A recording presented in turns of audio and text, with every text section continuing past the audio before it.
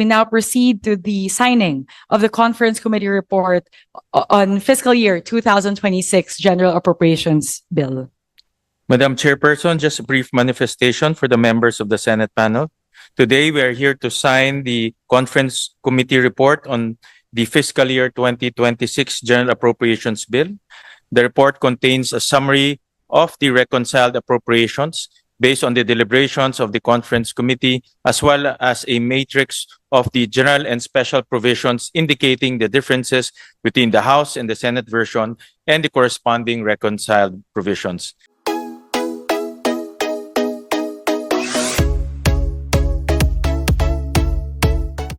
Good afternoon. We are about to begin the signing of the Conference Committee report on the disagreeing votes on House Bill number 4058, or the fiscal year 2026 General Appropriations Bill, which marks the culmination of the Conference Committee deliberations and reflects the shared commitment of both houses to a responsive and accountable national budget.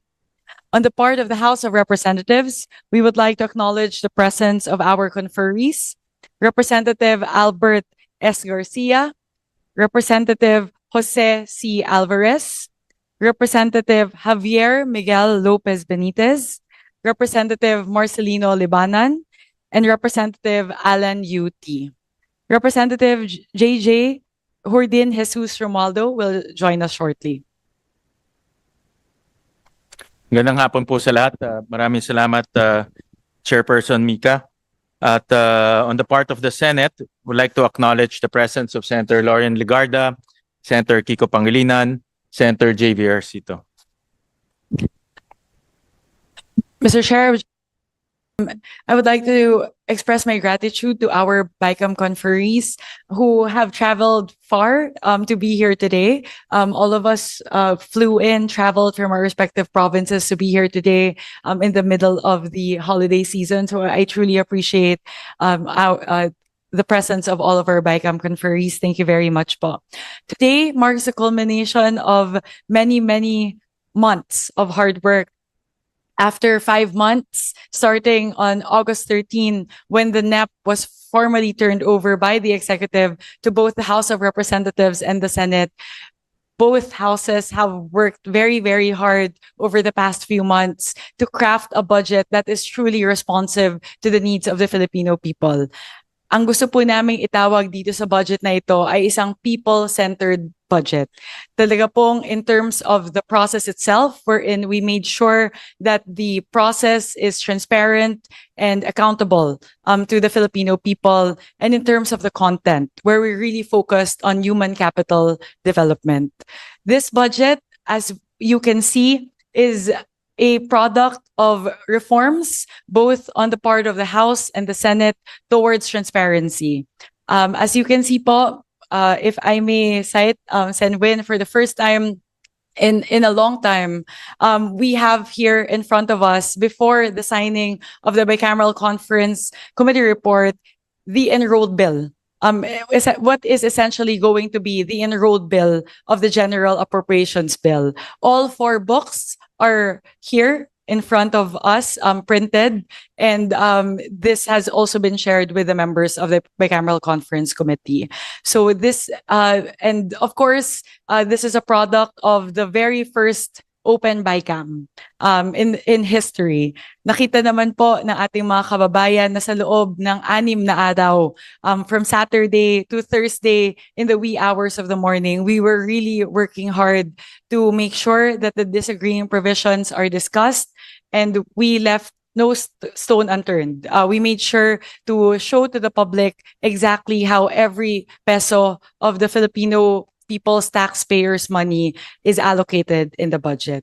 So I would like to once again thank the BICAM conferees, both on the part of the House and the Senate, for all the hard work, for the many, many hours, many, many days put into the crafting of this budget. And ang amin pong masasabi sa ating mga kababayan, ito pong budget na ito ay talagang pinaghirapan na buuin ng Kongreso at ng Senado, at ginawa po namin ang lahat para ito po ay maging transparent, accountable. Siguraduhin po na ito ay tunay na tumutugon sa pangangailangan ng ating mga kababayan at higit po sa lahat, ginawa po namin ang lahat para po siguraduhin na ang ating pong budget para sa taong 2026 ay tunay na mapagkakatiwalaan ng ating mga kababayan. Maraming salamat po. Magandang hapon po sa lahat. Maraming salamat, Chairperson Mika.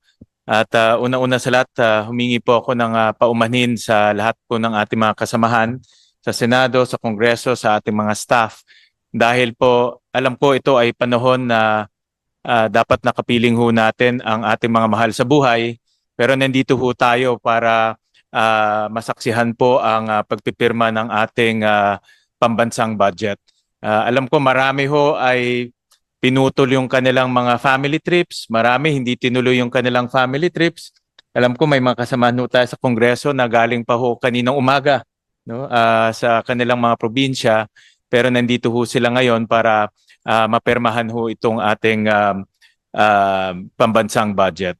At nagpapasalamat din po ako kay Senator Lauren, kay Senator Kiko Pangilinan, kay Senator JV sa kanilang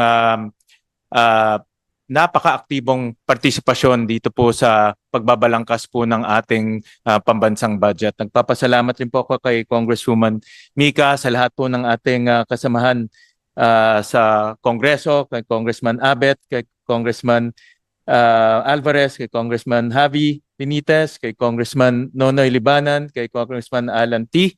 At pahabol po si Congressman JJ Romualdo na galing pa ng Camiguin para po makasama ho natin. Lahat po ay nagtulong-tulong, nagsunog ng kilay para po matapos po itong ating pambansang budget. At nagpapasalamat rin po ako sa ating mga staff na kasama ho natin ngayon sa Committee on Appropriation staff at dito po sa LBRMO na hanggang ngayon hindi pa ho natutulog. Parang almost 1 month na ho sila hindi natutulog para po masigurado na itong ating pepermahan ay na-review ng mabuti. Ayon ho sa kanila, 5 beses ho sila nagpro-proofread nitong libro na ito. This is about 4,300 pages na binasa ho nila ng 5 beses. Tulad po ng sinabi ho ni Kong Mika, ito po ay kauna-unahang gagawin ho natin na ang reconciled enrolled copy ay naimprenta na at napakita na ho sa ating mga conferees at sa mga kasamahan ho natin para po makita rin ho nila yung ating pinag-usapan at binalangkas ho natin sa loob po ng maraming araw. At ito pong reconciled version ay i-upload ho ito.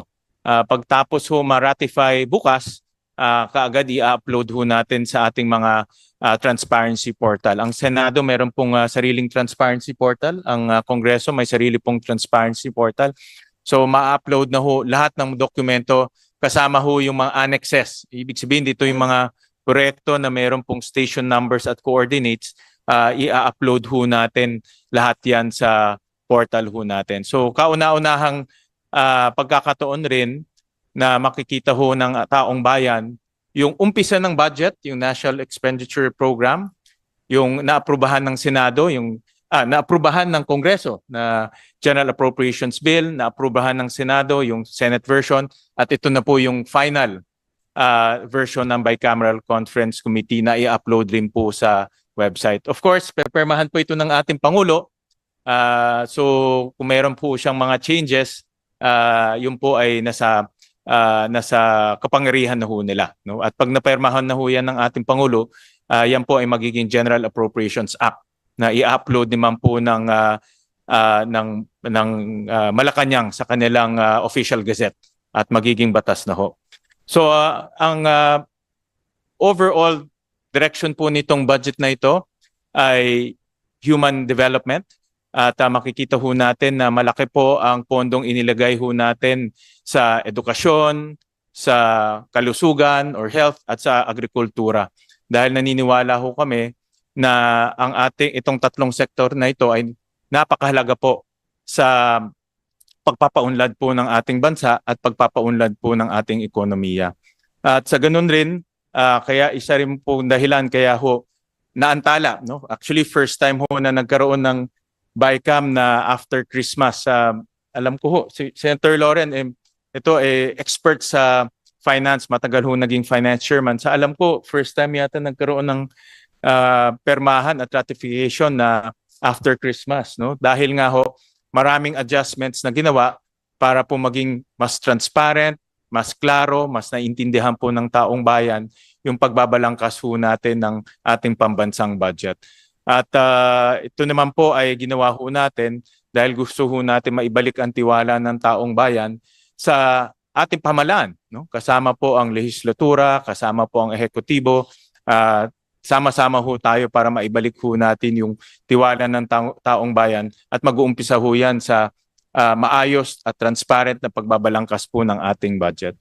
So muli, nagpapasalamat po ako sa lahat, sa inyong tulong, sa inyong suporta, sa inyong pagbibigay oras at partisipasyon po dito sa ating proseso ng pagbabalangkas ng budget. At alam ko marami po hong pwedeng ma-improve sa proseso at kami naman po ay nandito para pakinggan po yung mga suhestyon ng ating mga kasamahan kung paano po ma-improve yung proseso at maging mas transparent pa sa mga susunod na panahon.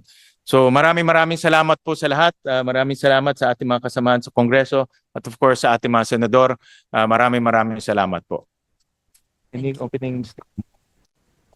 Senwin, if I may just add, we'd also like to say thank you to our friends in the media, similar to our staff po and all of the BICAM conferees here today. Thank you for taking the time out po in the middle of the holiday season to be here with us. Siguro po yung isa po sa mga katanungan, ano po ang susunod pagkatapos po naming lagdaan ang Bicameral Conference Committee report.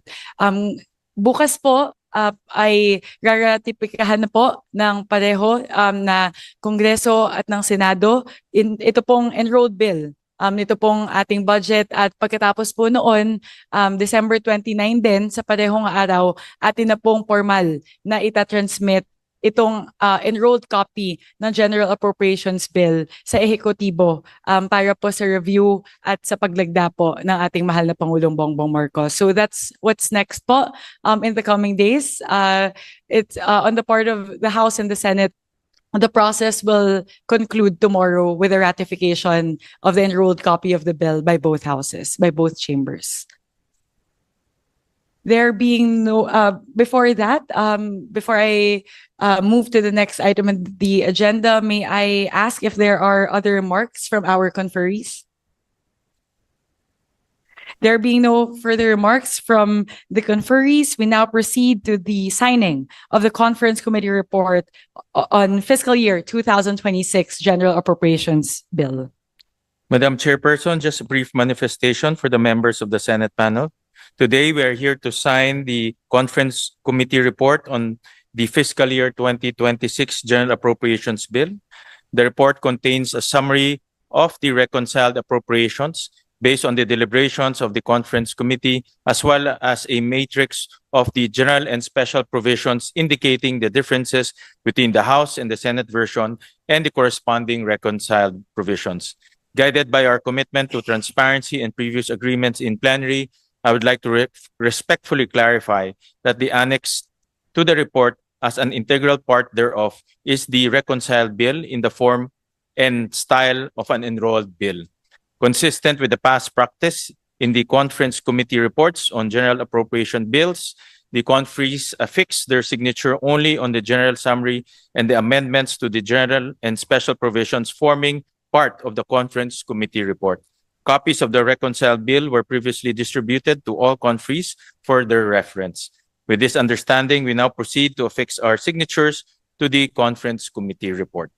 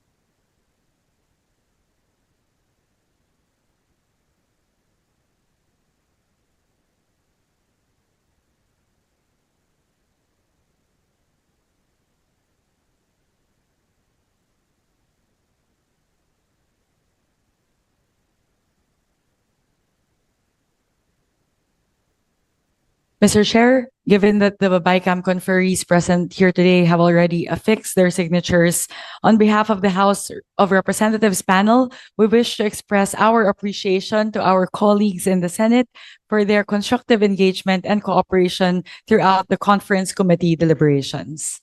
Maraming salamat, Madam Chairperson. On behalf of the Senate panel, we would like to extend our gratitude to our colleagues in the House of Representatives for their collaboration and dedication during the conference committee deliberation. So maraming salamat. Happy New Year sa inyong lahat. Happy New Year sa ating mga kasamahan.